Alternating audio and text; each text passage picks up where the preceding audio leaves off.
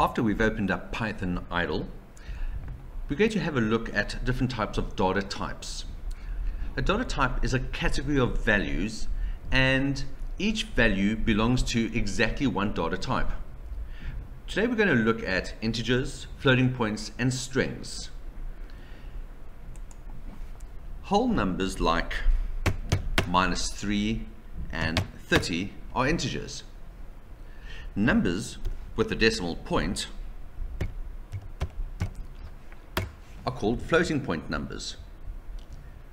We also call integers ints and floating points floats for shorts. A number like 55 is an integer, but 55.0 is a float. So easy to remember. If it has a decimal point, it's a floating point number, and if it's a whole number, it's an integer.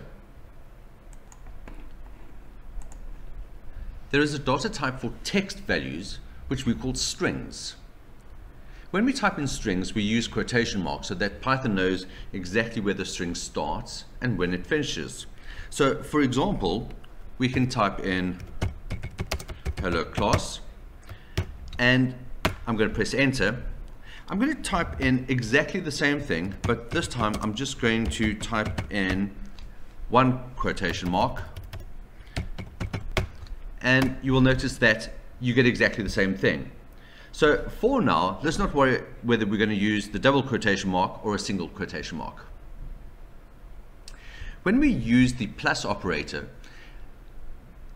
we can use this for string concatenation. So what that really means is it's going to join the strings together. So for our example, let's write John and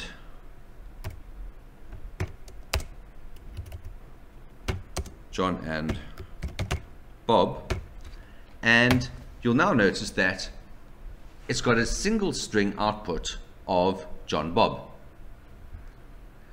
Quite often we want to also use the multiplication operator for string replication, which operates on a string and an integer. This is handy if you need a string to repeat itself, like for example John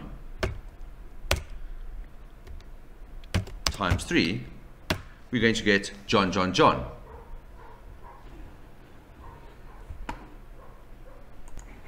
We can also use multiple things at the same time. So we could use string concatenation and replication.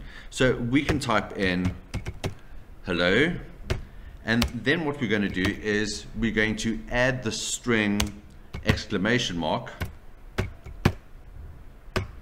and I'm going to multiply that by 10, which gives us an output of a hello and 10 exclamation marks. In the previous lesson, we started learning about variables, and if, for example, we had name is John as our variable, if we type in name, we're going to have an output of John. We can also overwrite a variable. So in this time, I'm going to say name is equal to Mike, and if I now write name, it's going to have changed from John to Mike. So we can overwrite any variable, but one variable name can only hold one thing, which is kind of important.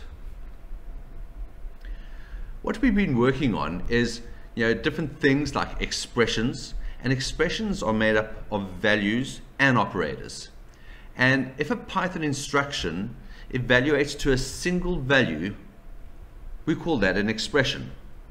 Otherwise, it's a statement.